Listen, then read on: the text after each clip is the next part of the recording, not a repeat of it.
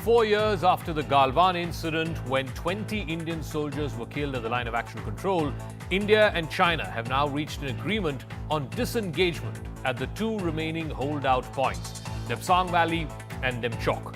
Now, the Foreign Minister and the Foreign Secretary both have confirmed that a patrolling arrangement has also been arrived at.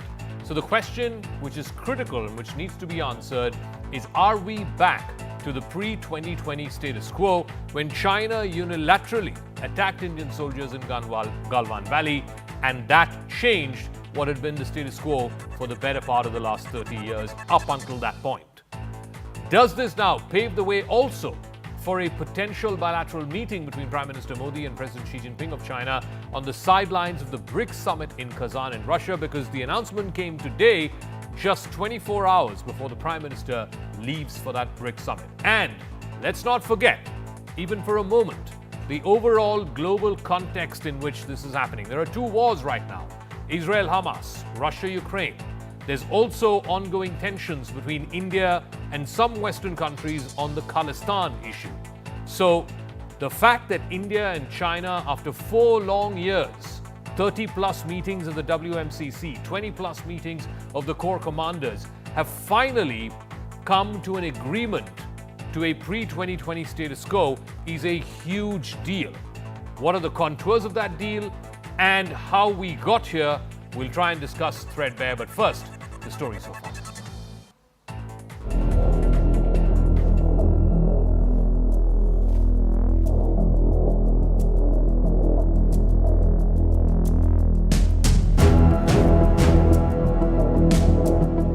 We reached an agreement on patrolling, and with that, the disengagement, we have gone back to where the situation was in 2020.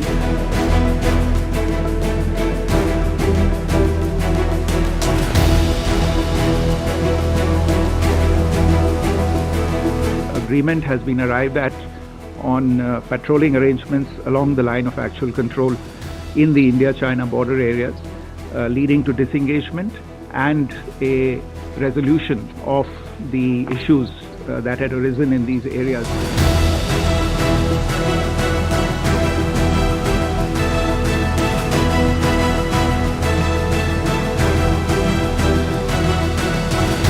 This is a multilateral event, though of course there is always a provision for bilateral meetings on the sidelines. We are currently looking into the overall program of the Prime Minister. There are a number of requests for bilateral meetings, and we will update you on the bilaterals as they evolve as soon as feasible.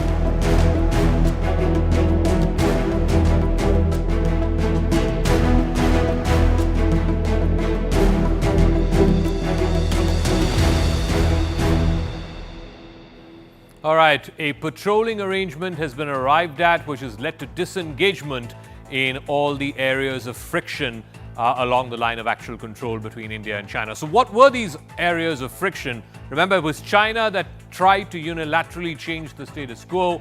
There were 7 points of friction. The most important was the Pangong Tso Lake, which of course India had to engage in a military operation, occupy the Kailash ranges, and then as some kind of a who will blink first situation, the Chinese vacated Pangong Tso. Then there was Gogra, where again disengagement has been done. Right next to it there is the hot springs as well. In both of those places, Gogra and hot springs, you had the disengagement happen a little while earlier. In Galwan Valley, where it started back in June of 2020, when 20 Indian soldiers died, when Chinese PLA engaged with them, it was a bare-knuckle fight. There were knives used, and 20 Indian soldiers died. Disengagement has happened in Galwan Valley as well. The two areas that were the holdouts were the Depsang Plains, because it's flat land. Whoever has control over there has visibility, and that's an important one. India was concerned it would give direct visibility all the way up to the Daulat Beg Oldie airstrip, as it were. And then, of course, there was the Demchok area as well. So these were the two last remaining holdout areas, Demchok and Depsang. And today you heard from both the Foreign Secretary and the Foreign Minister saying that disengagement has happened at all the friction points, which means, as the Foreign Minister said, that we're going back to the pre-2020 status quo as it existed just before Galwan happened. Let's now open this up to our guest. This is a huge development because it's taken a very long time. These last 4 years were easily the worst in terms of bilateral ties between Beijing and New Delhi, certainly since the 1993 and 1996 agreements were signed. So what has brought about this thaw? Will this lead to a bilateral meeting on the sidelines of the Brics summit in Kazan? And more importantly, this patrolling arrangement, how will this play out on the ground? Let's now open this up to our guest. Professor Brahma Chalani, strategic affairs expert, is joining us. Professor Victor Gao is president for the Center for China and Globalization. Lieutenant General retired Rakesh Sharma is former Adjutant General and former GOC of the 14 Corps. The 14 Corps playing a very key role in the negotiations with the Chinese. And Kanwal Sibal is former Foreign Secretary to the Government of India. Thank you very much, gentlemen, for joining us. Let me start off with Professor Chalani. This is what the Foreign Minister said, that he said, now we're back to the 2020 position, the status quo as it existed in 2020. Disengagement with China is complete. These were the areas that were blocked by both sides since 2020. We can now patrol like in 2020. What is your best understanding of what has been agreed between both sides? I'm afraid this entire arrangement has been done to facilitate a meeting between Modi and Xi Jinping on the sidelines of the Brics summit. But let's understand the background to this crisis. The present crisis resulted from China's open violation of bilateral border management agreements, including on patrolling. These were formal agreements whose texts were made public. Yet China violated them openly, including by encroaching on Indian territories and massing large numbers of forces along the entire LAC. Now a new patrolling arrangement has been announced. This is not a formal agreement, but an understanding reached in talks. So how significant is such an arrangement? Will the new patrolling arrangement last until China violates it too? But more fundamentally, to end the military standoff, which is now in its 5th year, 3 steps are needed: disengagement, de-escalation, and de-induction of rival forces. The new patrolling arrangement only relates to the first step, disengagement of rival forces. And no details have been released in the public domain about this new patrolling arrangement. The second and third steps, de-escalation and de-induction of rival forces, will be difficult, in part because of the new warfare-related infrastructure that China has built along the entire India frontier. This is permanent infrastructure, so it will remain in place. India thus would not be able to lower its guard.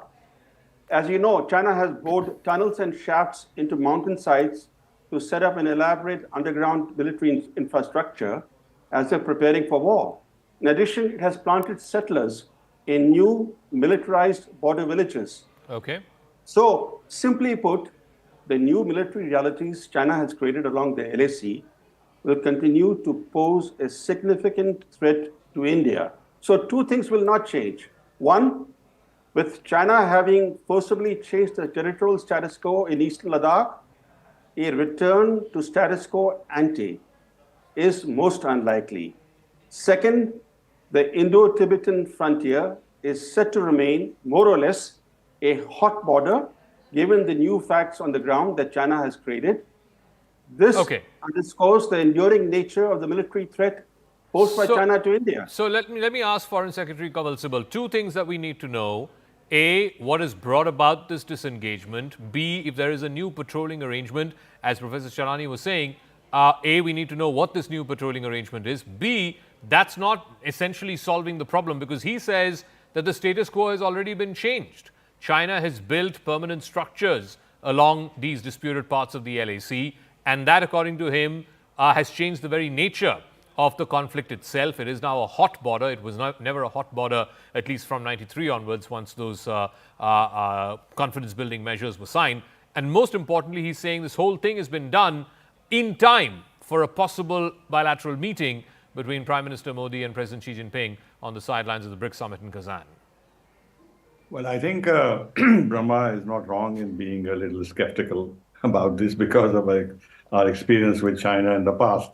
However, without knowing the full details and basing ourselves on what has been stated, I would say that when the foreign minister himself and the foreign secretary say that we have agreed to go back to the previous patrolling rights and there will be disengagement, this has to be taken seriously because after having made these public statements and the details will come out shortly, then the public will be able to judge whether this was exaggeration or whether it was a reality. Therefore, I don't think the government can take the risk of making statements like this, knowing that in due course they'll have to give the full details. Okay. Therefore, I would like to give the benefit of the doubt to the government. I think there has been an agreement. I think China has recognized that India's position repeated time and again by the foreign minister. There cannot be normality in ties unless there is normality on the borders, has finally registered on the Chinese. And in their own calculations, they may also want that there should now be a degree of a disengagement and the beginning of an India-China dialogue. And Brahma is right that this has been done because the Brics summit has given the push to this.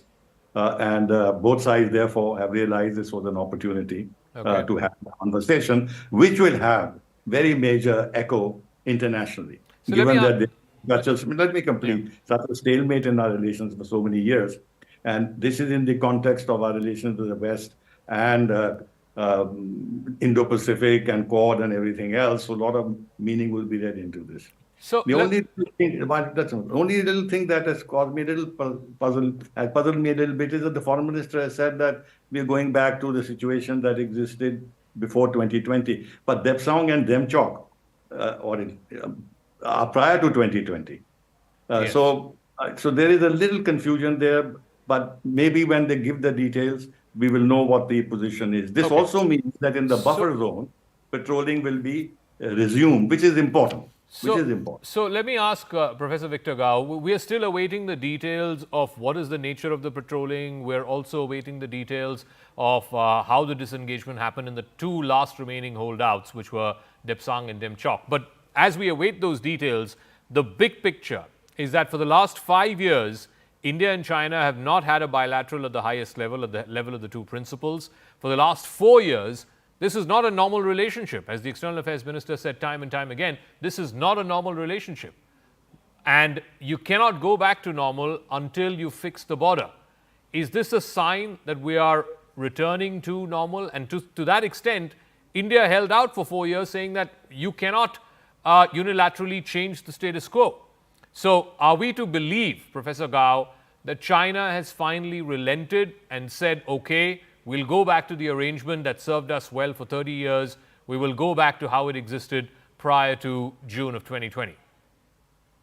Thank you very much for having me. First of all, let us congratulate the Chinese government and the Indian government for having reached this agreement, which in itself is a very important one because for China and India, the two largest populations in the world, each having population larger than 1.4 billion people, for us to be kind of distracted by the border dispute is a shame for both countries. We need to really promote cooperation between these two countries, especially because both China and India are important members of the Brics organization, and each of us have huge responsibility for domestic economic development, lifting people out of poverty, and China has already achieved that in 2020. India still has a long way to go in achieving this end. So for the two countries to agree how to better management the patrol exercise going forward is absolutely the right thing and a very important development. Now, allow me to mention one thing. I understand over the past 4 or 5 years, there was one big country which wants to urge China and India to be more contentious against each other. Whereas there is another big country, Russia, which has made the point to both China and India that for whatever reason, China and India should have the courage and the wisdom to overcome the problems.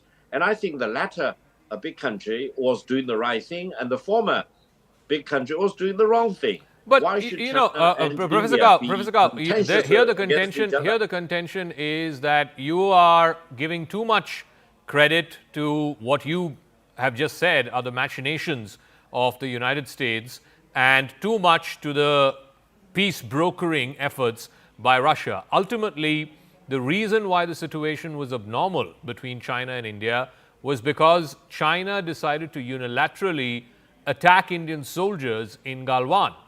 20 Indian soldiers died.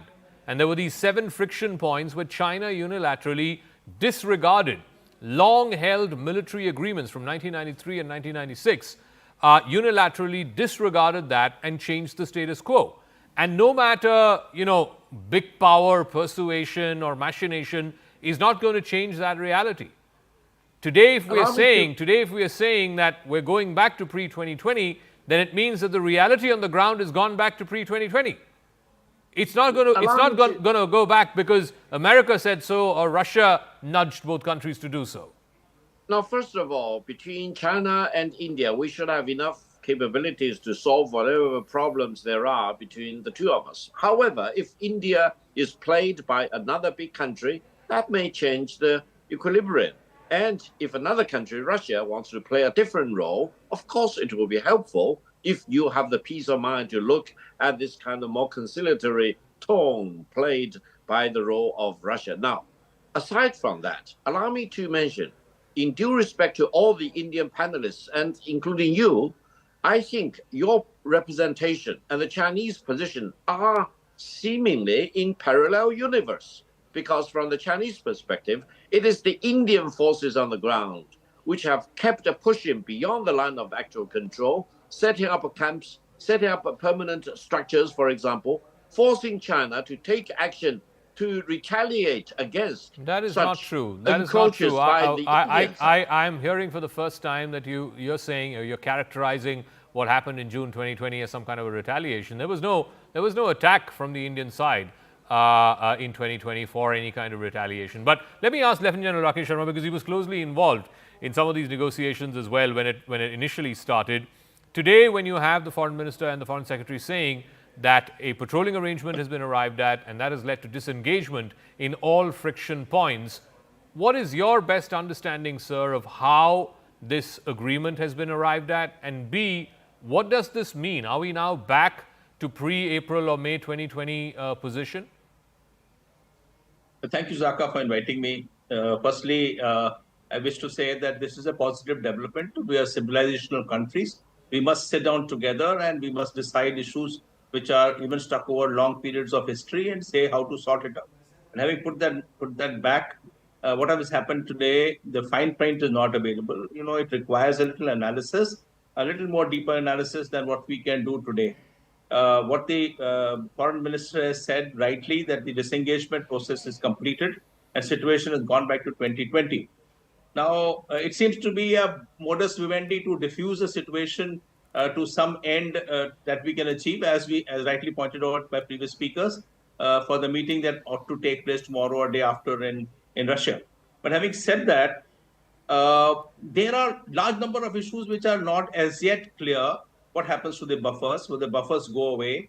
Will the patrolling be allowed to? See, I am not very fond of friction point issue, but the fact is that there is a large area which was denied for patrolling to us in 2020, and 2020 didn't happen in 2020. It was started over a period of 10 years. So the CBMs that were created from 1993 onwards were failing for a period of time till it came to 2020 where they collapsed. Yeah. So the point that I wish to raise is that today, as we talk about some kind of a modus vivendi has been arrived at, we'll have to see what are the protocols formed for it. And do we trust those protocols? Because the trust factor is the first issue which actually died on 2020 totally, on the border, I'm saying. Mm-hmm. But it actually started dying a period earlier, maybe by 2008, 2009, the process of scuffles and fisticuffs had started. So this is a long drawn process. General Sharma can correct me if I'm wrong. I think Depsang, the first time a flare-up happened was in 2013, right before the then Chinese Premier Li Keqiang's visit.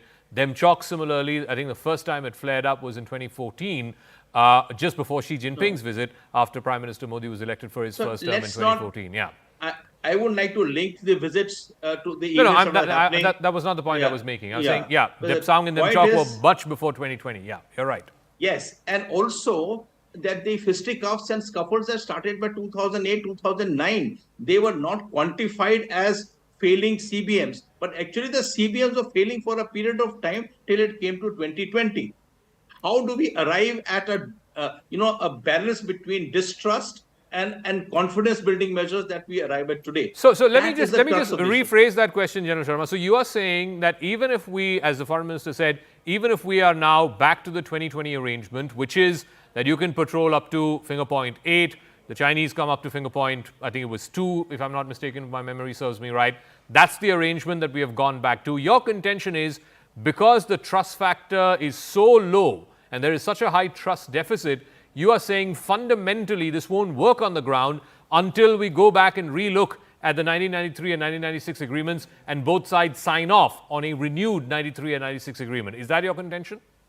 So I am not saying that it is not going to succeed. I'm just saying that we have to develop methodologies that will suit the present day environment where we do not create situations that go back to 2013, 14, 17, all this period of time and 2020. So, Okay.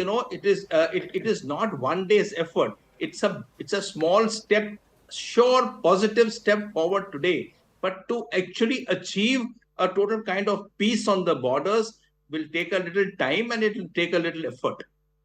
Let me go back to to Professor Chalani and to Secretary Sibal. Professor Chalani, paint the international context in which this has happened. I take half a point of what Mr. Gao has said. That look, let's be realistic about this. This will be watched very closely in Washington, in London, in Ottawa, in Canberra, because let's face it, there's so much of public noise around the Khalistan issue and the frictions between India and Canada, and also, India and America not being on the same page on this issue, at least on this one narrow issue, is the background to which this deal has happened. So, and particularly as Mr. Gao said, Russia seemingly was trying to play sort of honest peace broker or mediator between Beijing and New Delhi. Whether or not that was what clinched the deal, we'll come to that. But the fact is that this will be viewed with a lot of trepidation and suspicion in places like Washington, Ottawa, London, etc. You're right, Zaka. China and India are two ancient civilizations that make up more than a third of the global population. So it makes sense for China and India to try and promote peaceful cooperation and peaceful coexistence. The problem is the CCP's expansionist impulse. That has been at the root of the crisis. We are mentioning 2020 without identifying the trigger for the ongoing military standoff. The trigger was not the Galwan military clash. That was a consequence of what happened in April 2020, which is when the PLA furtively came and encroached upon Indian territories in Ladakh. That was the trigger for the standoff. Xi Jinping miscalculated that he would be able to present the land grabs as a fait accompli to India. But India mounted a robust military response by matching China's military deployments. Now, one other important thing that we should keep in mind is that 3 major buffer zones were created. These were in Galwan Valley, Pangong So, and Gogra Hot Springs. Now, these buffer zones came up largely on Indian territory that India had patrolled until 2020. No details were released about these agreements on the buffer zones because of this reality that they were largely set up on Indian territory. 26 of the 65 patrolling points in eastern Ladakh, India lost access to these patrolling points. Now, no details have been released about this so-called new patrolling arrangement. I doubt very much whether we will see real details about this new patrolling arrangement because it is certainly not a return to status quo ante. It is more likely a repeat of the pattern of the kind of buffer zones that we saw being set up in Galwan Valley, Pangong Tso, and Gogra Hot Springs. So let me ask Secretary Sybil, one of the other sort of relative points of reference has been what happened in Doklam in 2017. And at that time, again, it went on for, I think, almost a month, that standoff between Indian and Chinese troops. Of course, this was on Bhutanese territory. And then finally, the Chinese backed off. But a few years down the line, Bhutan and China were in active engagement, in active dialogue to resolve that issue. And frankly, there was concern in South Bloc whether India's interests were being taken on board. What is the worry? What is the fear that something similar might happen again in this instance, where right now they're saying, okay, we're going back to the 2020 position, but who's to know? Next year, China might have a different frame of mind. Maybe they will try their adventures somewhere else, maybe in Arunachal Pradesh. My information is that we are not being overly ambitious. We will take it one step at a time. At the moment, the objective is disengagement and resumption of patrolling. Now, when our foreign minister and our foreign secretary say that patrolling will be resumed, then if in actual fact patrolling is not resumed, then there will be a huge embarrassment. And it's not as if in our system we'll be able to paper over this and keep it confidential. Therefore, I would incline to believe what they're saying in terms of resumption of patrolling, which means in the buffer zones, they will return to the patrolling as before. With regard to Depsang and Demchok, my understanding is they are also covered, but I don't know, because I was a bit puzzled by the foreign minister's statement that we're going back to 2020. And as I said, these other two areas predate 2020. That is the second point. The third point is that we are not at the moment thinking of either de-escalation or de-induction. We will have some, as I understand, some new protocols with regard to how to manage the border. Okay. And it doesn't mean that 1993, 96 and other arrangements will be put aside, but maybe some additional protocols to ensure that the kind of things that occurred after 2020 do not occur again. And then when confidence builds up and there is better communication and there is little more trust, they can go to the next phase of a kind of de-escalation.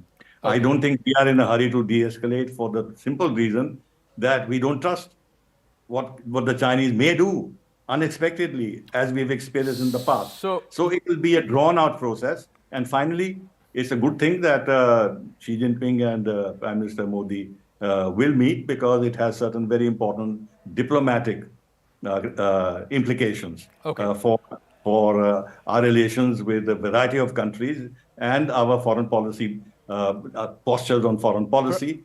This can give us some dividends, and some small agreements will take place, some low-hanging fruit, I think will be Professor Gao, I'll give the final word. I need to wrap up after this. But the moot point is that China has bitten off more than it can chew. It has ongoing territorial disputes with Japan, South Korea. There is, of course, Taiwan. All of the stuff that's happening in the South China Sea. There are boats literally colliding every week off the coast of the Philippines. China has realized that it can't open so many fronts, and therefore, if there is a front vis-a-vis India where it can quietly, tone down the temperature, then so be it. And maybe you're right. Maybe it's come at a little bit of nudge and wink from our friends in Moscow. Now, allow me to mention one thing. China definitely wants to have good relations with India. We highly admire the Indian people, your civilization, etc. So I think both China and India need to work very hard to put these territorial disputes behind us, rather than being hijacked by these disputes. Now, secondly, for sure, China has altogether 14 land neighboring countries. China signed a land border treaty with 12 of them. Only India and Bhutan have not yet signed the border treaties with China. And you mentioned Bhutan. China and Bhutan seem to be very eager to move forward to solve all their territorial disputes. Okay. If they can do that, why should that be a detriment to India? India should welcome China and Bhutan. But India has legitimate security concerns around that area, which is disputed between Bhutan and China. That's why India should be concerned, and India has legitimate stakes there. I mean, if nothing else, it's incumbent upon the Indian army to provide protection to Bhutanese sovereignty, as we saw in 2017 in Doklam. We'll leave it at that. Thank you very much, gentlemen. Like I said, the details are still not been made public. I guess we'll get to know when that meeting happens. It's very likely that there will be a standalone sort of meeting bilateral between Xi Jinping and Prime Minister Modi on the sidelines of the BRICS summit in Kazan.